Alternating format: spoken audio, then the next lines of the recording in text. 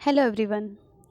आज हम इकोनॉमिक्स में आर्थिक एवं मौद्रिक शब्दावली को पढ़ेंगे, क्योंकि शब्दावलियों के बिना कोई विषय होता नहीं है और शब्दावलियों की जानकारी हमें विषय की समझ को बढ़ाती है, सब्जेक्ट की समझ को बढ़ाती है। तो आज हम इकोनॉमिक्स में आर्थिक एवं मौद्रिक शब्दावलियों को पढ़ेंगे। पहला है आर्थिक संतुलन। आर्थिक संतुलन क्या है? आर्थिक संतुलन वह अवस्था है जिसमें आर्थिक क्रियाएं तो होती रहती हैं, परंतु उनमें वृद्धि या कमी की प्रवृत्ति नहीं होती है। हम कह सकते हैं कि उस समय पर स्थित आर्थिक शक्तियों में किसी भी परिवर्तन की संभावना नहीं होती है।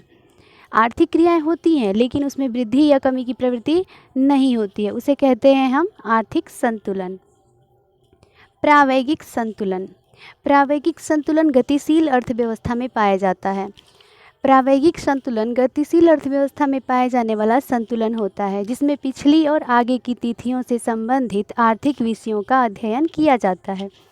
प्रावैगिक संतुलन में क्या किया जाता है? पिछली और आगे की तिथियों से संबंधित आर्थिक विषयों का अध्ययन किया जाता है। आंशिक संतुलन क्या होता है? आंशिक संतुलन विशिष्ट संतुलन या आंशिक संतुलन किसी एक अंश के संकलन से संबंधित संतुलन होता है। किसी भी एक छोटे से अंश के संकलन से संबंधित संतुलन को हम आंशिक संतुलन या विशिष्ट संतुलन, विशेष संतुलन कहते हैं। सामान्य संतुलन। सामान्य संतुलन का सिद्धांत अर्थव्यवस्था के सभी अंगों के बीच परस्पर निर्भरता का सिद्धांत है, जिसमें अर्थव्यवस्था के संपूर्ण चर अंगों का अध्ययन किया जाता है। सामान्य संतुलन में क्या किया जाता है? सामान्य संतुलन में संपूर्ण चर अंगों का अध्ययन किया जाता है अर्थव्यवस्था के, और अर्थव्यवस्था के सभी अंगों के बीच परस्पर निर्भरता के सिद्धांत पर आधारित है सामान्य संतुलन।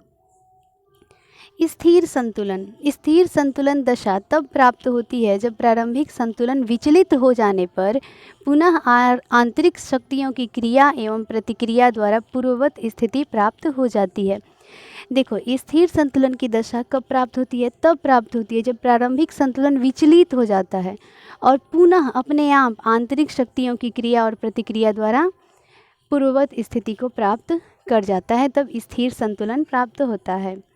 स्थैतिक संतुलन। स्थैतिक संतुलन क्या है? एक समय बिंदु पर प्राप्त होने वाला संतुलन स्थैतिक संतुलन कहलाता है, जिसमें समय तत्व का प्रभाव पूर्णतः अनुपस्थित होता है। तो स्थैतिक संतुलन कहाँ होता है? एक समय बिंदु पर होता है। ठीक है, thank you so much. Thank you.